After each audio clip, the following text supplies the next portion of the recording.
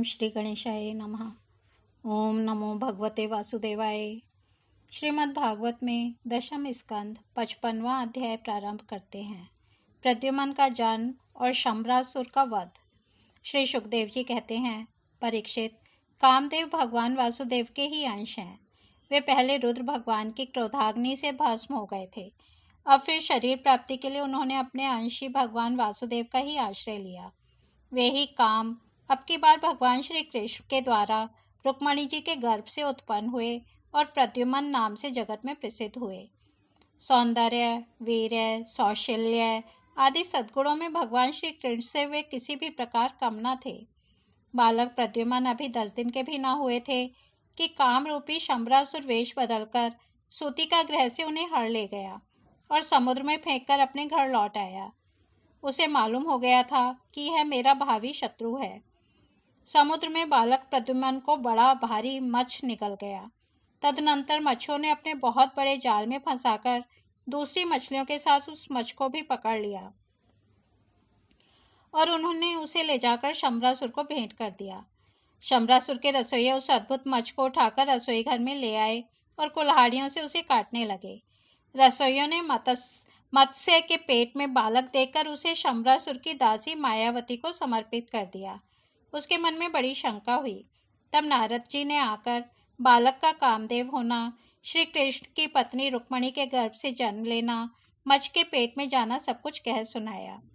परीक्षित, वह मायावती कामदेव की यशस्विनी पत्नी रति ही थी। जिस दिन शंकर जी के क्रोध से कामदेव का शरीर भस्म हो गया था, उसी दिन से वह उसकी देह के पुनः उत्पन्न होने की प्रतीक्षा कर रही थी। उसी रति को शंबरासुर ने अपने यहाँ दाल भात बनाने के काम में नियुक्त कर रखा था। जब उसे मालूम हुआ कि शिशु के रूप में मेरे पति कामदेव ही हैं, तब वह उसके प्रति बहुत प्रेम करने लगी। श्री कृष्ण कुमार भगवान प्रद्युम्न बहुत थोड़े दिनों में जवान हो गए। उनका रूप लावण्य इतना अद्भुत था कि जो स्त्रियां उनकी ओर देखती, उनके मन में श्रृंगार रस का उद्दीपन हो जाता। कमल दल के समान कोमल एवं विशाल नेत्र, घुटनों तक लंबी लंबी बाहें और मनुष्य लोक में सबसे सुंदर शरीर। रति सल्लज हास्य के साथ भौं पटकाकर उनकी ओर देखती और प्रेम से भरकर स्त्री पुरुष संबंधी भाव व्यक्त करती हुई उनकी सेवा शुश्रूषा में लगी रहती। श्री कृष्ण नंदन भगवान प्रद्युम्न ने उसके भावों में परिवर्तन देखकर कहा, देवी, तुम तो मेरी माँ के समान हो। तुम्हारी बुद्धि उल्टी कैसे हो गई? मैं देखता हूँ कि तुम माता का भाव छोड़कर कामिनी के समान हाव भाव दिखा रही हो। रति ने कहा, प्रभो, आप स्वयं भगवान नारायण के पुत्र हैं। शंबरासुर आपको सूतिका गृह से चुरा लाया था। आप मेरे पति स्वयं कामदेव हैं और मैं आपकी सदा की धर्मपत्नी रति हूँ। मेरे स्वामी, जब आप 10 दिन के लिए भी ना थे, तब इस शंबरासुर ने आपको हरकर समुद्र में डाल दिया था। वहाँ एक मच्छ आपको निगल गया और उसी के पेट से आप यहाँ मुझे प्राप्त हुए हैं। यह शंबरासुर सैकड़ों प्रकार की माया जानता है। इसको अपने वश में कर लेना या जीत लेना बहुत ही कठिन है। आप अपने इस शत्रु को मोहन आदि मायाओं के द्वारा नष्ट कर डालिए। स्वामिन, अपनी संतान आपके खो जाने से आपकी माता पुत्र स्नेह से व्याकुल हो रही हैं। वे आतुर होकर अत्यंत दीनता से रात दिन चिंता करती रहती हैं। उनकी ठीक वैसी ही दशा हो रही है जैसे बच्चा खो जाने पर कुररी पक्षी की अथवा बछड़ा खो जाने पर बेचारी गाय की होती है। मायावती रति ने इस प्रकार कहकर परम शक्तिशाली प्रद्युम्न को महामाया नाम की विद्या सिखाई। यह विद्या ऐसी है जो सब प्रकार की मायाओं का नाश कर देती है। अब प्रद्युम्न जी शंबरासुर के पास जाकर उस पर बड़े कटु कटु आक्षेप करने लगे। वे चाहते थे कि यह किसी प्रकार झगड़ा कर बैठे। इतना ही नहीं, उन्होंने युद्ध के लिए उसे स्पष्ट रूप से ललकारा। प्रद्युम्न जी के कटु वचनों की चोट से शंबरासुर तिलमिला उठा, मानो किसी ने विषैले सांप को पैर से ठोकर मार दी हो। उसकी आंखें क्रोध से लाल हो गईं। वह हाथ में गदा लेकर बाहर निकल आया। उसने अपनी गदा बड़े जोर से आकाश में घुमाई और इसके बाद प्रद्युम्न जी पर चला दी। गदा चलाते समय उसने इतना कर्कश सिंहनाद किया मानो बिजली कड़क रही हो। परीक्षित, भगवान प्रद्युम्न ने देखा कि उसकी गदा बड़े वेग से भरी मेरी ओर आ रही है। तब उन्होंने अपनी गदा के प्रहार से उसकी गदा गिरा दी और क्रोध में भरकर अपनी गदा उस पर चलाई। तब वह दैत्य मायासुर की बतलाई हुई आसुरी माया का आश्रय लेके आकाश में चला गया और वहीं से प्रद्युम्न जी पर अस्त्र शस्त्रों की वर्षा करने लगा। महारथी प्रद्युम्न जी पर बहुत सी अस्त्र वर्षा करके जब वह उन्हें पीड़ित करने लगा, तब उन्होंने समस्त मायाओं को शांत करने वाली सत्वमयी महाविद्या का प्रयोग किया। तदनंतर शम्रासुर ने यक्ष, गंधर्व, पिशाच, नाग और राक्षसों की सैकड़ों मायाओं का प्रयोग किया, परंतु श्री कृष्ण कुमार प्रद्युम्न जी ने अपनी महाविद्या से उन सब का नाश कर दिया। इसके बाद उन्होंने एक तीक्ष्ण तलवार उठाई और शम्रासुर का किरीट एवं कुंडल से सुशोभित सिर, जो लाल लाल दाढ़ी मूछों से बड़ा भयंकर लग रहा था, काटकर धड़ से अलग कर दिया। देवता लोग पुष्पों की वर्षा करते हुए स्तुति करने लगे और इसके बाद मायावती रति, जो आकाश में चलना जानती थी, अपने पति प्रद्युम्न जी को आकाश मार्ग से द्वारकापुरी में ले गई। परीक्षित आकाश में अपनी गोरी पत्नी के साथ सांवले प्रद्युम्न जी की ऐसी शोभा हो रही थी मानो बिजली और मेघ का जोड़ा हो। इस प्रकार उन्होंने भगवान के उस उत्तम अंतःपुर में प्रवेश किया जिसमें सैकड़ों श्रेष्ठ रमणियां निवास करती थीं।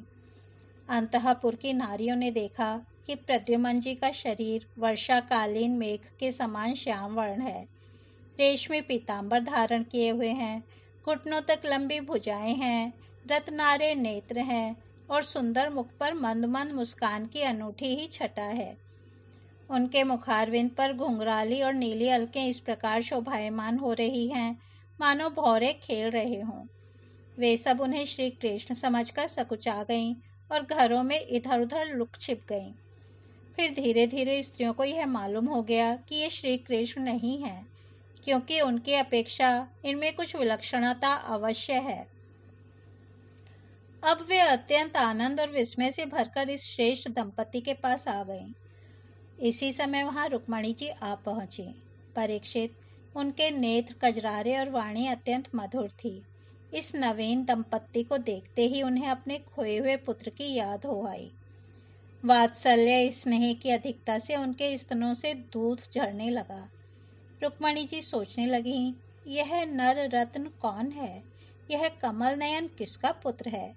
किस बड़भागिनी ने इसे अपने गर्भ में धारण किया? इसे यह कौन सौभाग्यवती पत्नी रूप में प्राप्त हुई है? मेरा भी एक नन्हा सा शिशु खो गया था, ना जाने कौन उसे सूतिका गृह से उठा ले गया।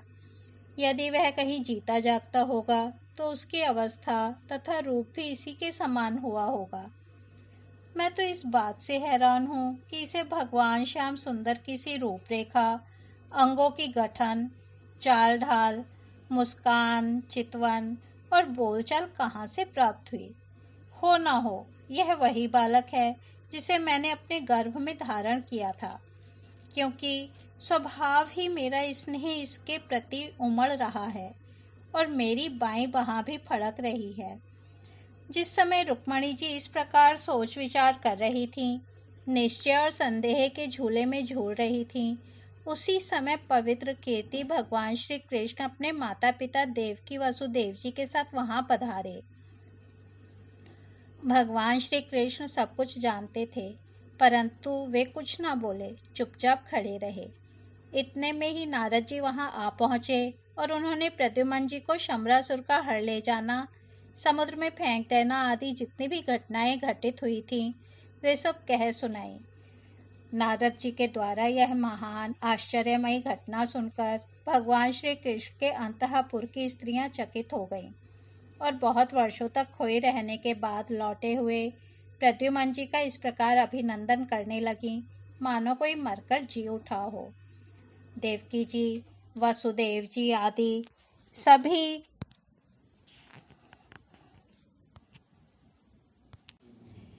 सभी लोग, भगवान श्री कृष्ण, बलराम जी, रुक्मणी जी और स्त्रियां सब उस नव दंपति को हृदय से लगाकर बहुत ही आनंदित हुए। जब द्वारकावासी नर नारियों को यह मालूम हुआ कि खोए हुए प्रद्युम्न जी लौट आए हैं, तब वे परस्पर कहने लगे, अहो, कैसे सौभाग्य की बात है कि यह बालक मानो मरकर फिर लौट आया। परीक्षित, प्रद्युम्न जी का रूप रंग भगवान श्री कृष्ण से इतना मिलता जुलता था कि उन्हें देखकर उनकी माताएं भी उन्हें अपना पतिदेव श्री कृष्ण समझकर मधुर भाव में मग्न हो जाती थीं और उनके सामने से हटकर एकांत में चली जाती थीं।